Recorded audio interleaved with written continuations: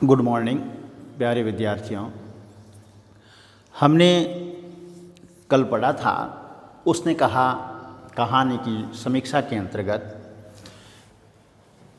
एक चैप्टर था हमारा प्रस्तावना पढ़ी। उसके बाद में उसने कहा था कहानी की विषय वस्तु क्या है उसको पढ़ा और फिर पात्र कौन से हैं, चरित्र चित्रण और संवाद को पढ़ा। ठीक है, तो हमने एक लेसन और दो इसके लेसन पढ़े। इसी के अंतर्गत हम आज जो हैं समीक्षा के अंतर्गत हम वातावरण यानी उसने कहा कहानी का वातावरण कैसा था, उसकी भाषा शैली कैसी है और इस कहानी का उद्देश्य क्या है, तो हम इन तीन चीज़ों का यहाँ विश्लेषण करके इस संपूर्ण चैप्टर को यानी उसने कहा था कहानी की समीक्षा को पूर्ण करेंगे। इस कहानी में वातावरण से संबंधित, जिसको अपन देश काल परिस्थिति कहते हैं, उससे संबंधित कुछ जिक्र करेंगे कि कैसा वातावरण था इस कहानी का, देश काल और स्थिति की जानकारी लेंगे।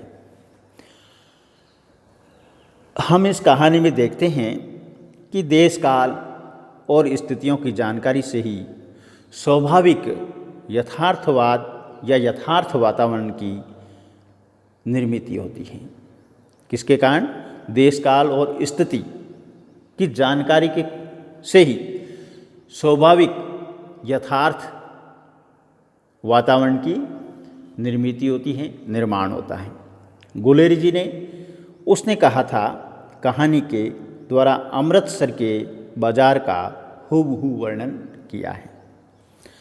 अमृतसर के बम्बू कोर्ट वाले चौक की सड़कों पर इक्के गाड़ी वालों की बोली, घोड़ों की पीठ कोड़ों के कारण छिल गई। चाबुक से घोड़े की पीठ पर कोड़े जमाते हुए घोड़े की नानी से अपने संबंध स्थिर करते हैं। पैदल चलने वालों पर तरस खाते हुए बचो खालसा जी, हटो माई जी, ठहरना भाई, आने दो लाला जी, हटो बादशाह कहते हुए सफ़ेद फेंटों, खच्चरों, बतकों, गन्ने, खोमचे और भारे वालों के जंगल में रहा लेते हैं। क्या मजाल की जी और साहेब बिना सुने किसी को हटना पड़े, यानी संबोधन कैसा भी करेंगे उसमें जी लगाएंगे, साहब लगाएंगे। अगर कोई बुढ़िया हटती नहीं तो उसे बार बार चेतावनी देते हुए कहते, हट जा जीने जोगिए, हट जा कर्मा वालिए, हट जा पूता प्यारिए, हट जा लंबी उम्र वालिए।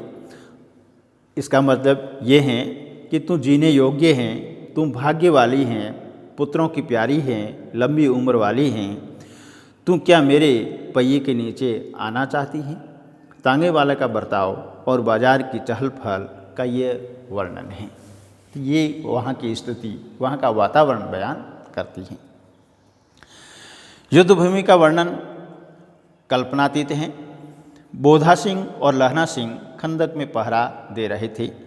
नकली लेफ्टिनेंट साहब को लहना ने पहचान लिया है और साहब पर उल्टी बंदूक जमा दी।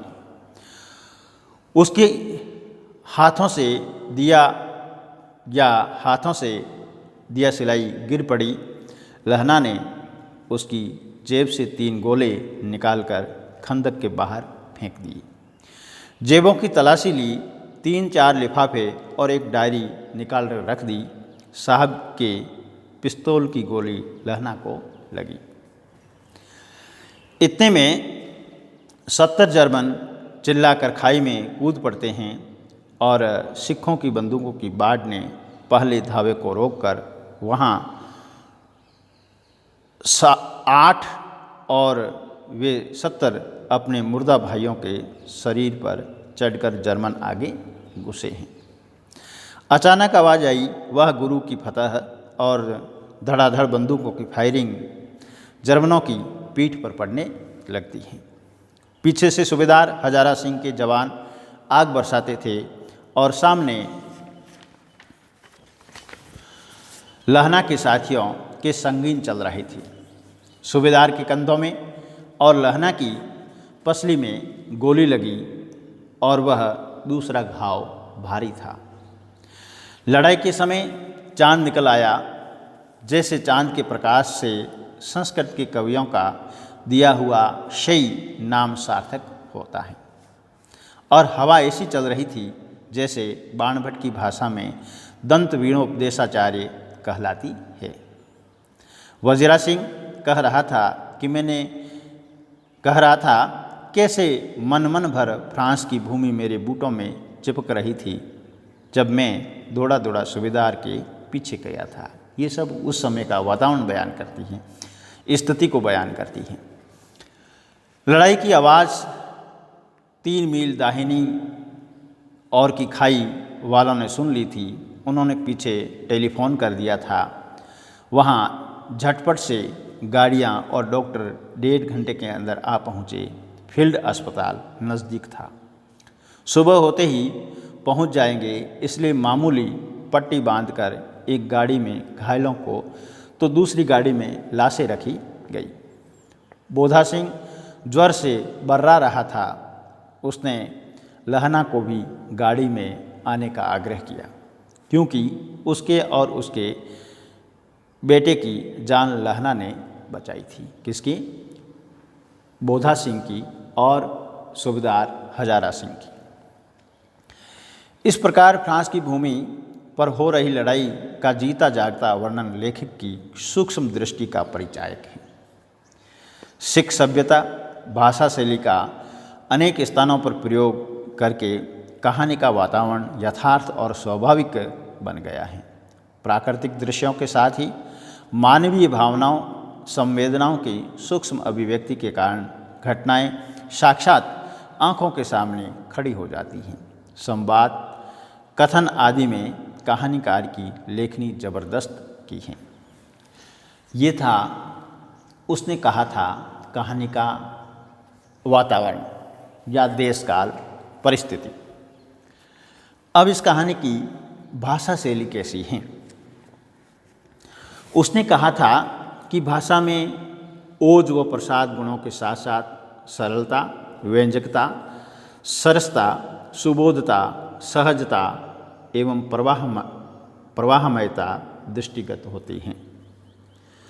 भाषा की दृष्टि से गुलेरी जी का अद्वितीय स्थान हिंदी साहित्य या हिंदी कहानी साहित्य में स्वीकार किया जाता है। गुलेरी जी कई भाषाओं के ज्ञाता, भाषा विज्ञान के विद्वान और संस्कृत के प्रकांड पंडित थे। उसने कहा था, कहानी में पात्रों के अनुकूल भाषा की सृष्टि की है। जैसे पात्र वैसी भाषा। उनकी भाषा में सरलता है, पात्रों एवं स्थितियों का साक्षात्कार करने की क्षमता है। अमृतसर के वर्णन में फ्रांस की युद्ध भूमि में भाषा चित्रात्मक बन गई है। उर्दू, हिंदी, संस्कृत के अतिरिक्त स्थानीय शब्द भी प्रचुर मात्रा में प्रयुक्त हुए हैं। जैसे बच्चो खालसा जी, हठो बादशाह आदि शब्दों का प्रयोग इसी प्रकार हठ या जीती जोगिए, हट जा, जीती जीने जोगिए, हट जा, कर्मा वालिए, हट जा, पूता प्यारिए, हट जा, लंबी उम्र वालिए जैसे पंजाबी शब्दों के प्रयोग से भाषा जानदार बनी है। कुड़मई, मत्था टेकना, हड्डियों में जाड़ा धस गया आदि भाषा प्रयोग से कहानी का वातावरण स्वाभाविक बन गया है। कहानी की भाषा में व्यंग्यात्मकता है, एक एवं हास्य का पुट भी दिखाई देता है। कहानी, उसने कहा था कि भाषा स्वरूप सर्वजन सुलभ एवं सर्वग्राह्य है। शब्दावली में हिंदी और उर्दू आंचलिकता का प्रभाव भी है। आवश्यकता अनुसार अंग्रेजी तथा तत्सम तद्भव शब्दों के प्रयोग से भाषा में निखार भी आया है। संपूर्णतः उसने कहा था कि भाषा में भाव व्यंजना है, लाक्षणिकता का सुंदर समन्वय परिलक्षित होता है। उसने कहा था कहानी के शिल्प विधान की दृष्टि से गुलेरी जी को नूतनता का जनक कहा जा सकता है कि इन्होंने शिल्प में नया प्रयोग किया है, नूतन प्रयोग किया है, इसलिए नूतनता का जनक कहा जा सकता है। उसने कहा था कि शैली में भाषा प्रवाह एवं व्यंजकता के साथ हास्य विनोद तो है ही, साथ में अविलक्षण अद्भुत शिल्प विधान भी हैं जो गुलेरी की सिद्धहस्त क्षमता का उद्घाटन करता है। शैली की दृष्टि से उनकी यह तीसरी कहानी पूर्ण विकसित मानी जा सकती है। उनकी समग्र शैली में सरसता है, रोचकता है। उसने कहा था का शिल्प विधान इतनी उत्कृष्ट कोटि का बन पड़ा है कि वह पुरानी बन पड़ा है कि कहानी बहुत आगे तक हिंदी की श्रेष्ठतम कहानियों में अपना कालजयी स्थान सिद्ध करती रहेगी। वातावरण हो गया, भाषा शैली हो गई। अब उसने कहा था कहानी का उद्देश्य क्या था। चंद्रधर शर्मा गुलेरी की कहानी उसने कहा था लक्ष्य परक कहानी है, कोई न कोई इसका लक्ष्य है। सभी कहानियों का कुछ न कुछ उद्देश्य होता है, कुछ लक्ष्य होता है। जीवन के नैतिक मानदंडों के माध्यम से प्रेम की उदात्त अभिव्यंजना पर बल देना, आदर्श प्रेम और कर्तव्य को सामाजिक धरातल पर प्रतिष्ठित करना उसने कहा था का मूल उद्देश्य है। क्या उद्देश्य है? एक तो प्रेम की उदात्त अभिव्यंजना पर बल देना, आदर्श प्रेम की स्थापना करना और कर्तव्य को सामाजिक धरातल पर प्रतिष्ठित करना। कहानी में अभिव्यक्त प्रेम में नैतिकता है जिसकी पावनता उच्चता स्वयं सिद्ध है, क्योंकि संपूर्ण कहानी विशुद्ध निस्वार्थ प्रेम पर आधारित है। यहाँ प्रेम की स्वीकार उक्ति मौन में है जो 25 वर्ष बाद मुखर हुआ है, जो प्रतिदिन नहीं चाहता था। गुलेरी जी ने लहना के माध्यम से प्रेम और कर्तव्य की उच्च भूमि पर आदर्श की प्रतिष्ठा की है। उसमें समाज, व्यक्ति व वर्ग तीनों का समन्वित रूप है। क्या है? समाज का भी रूप है, व्यक्ति का है और वर्ग, इन तीनों का सम्मिलित रूप हमें दिखाई देता है। कर्तव्य की वेदी पर प्राण उत्सर्ग करने वाले, आत्म उत्सर्ग करने वाले और अपने प्रेम को चढ़ा देने वाले लोग विरले ही होते हैं। अधिकांश लोग प्रेम को अधिकारवश करने के आग्रही होते हैं। गुलेरी जी का लहना सिंह प्रेम को पाने में नहीं अपितु प्रेम को शुद्ध पवित्र समझकर कर्तव्य का निर्वाह करता हुआ दिखाई देता है। अपने प्राणों का उत्सर्ग करते हुए उसने अपने प्रेम को उज्ज्वल रूप प्रदान किया है। गुलेरी जी ने प्रेम की उदात्त अनुभूति को कर्तव्य पूर्ति में बाधक न मानते हुए सहायक ही माना है। गुलेरी जी ने लहना सिंह के माध्यम से प्रेम और कर्तव्य के प्रति त्याग की उदात्त भावना को व्यक्त किया है।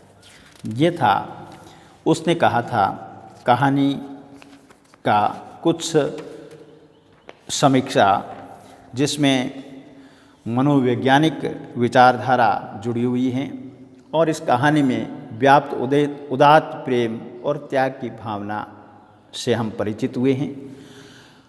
मानवीय उदात्त मूल्य और आदर्शों से हम इस कहानी में परिचित हो गए हैं।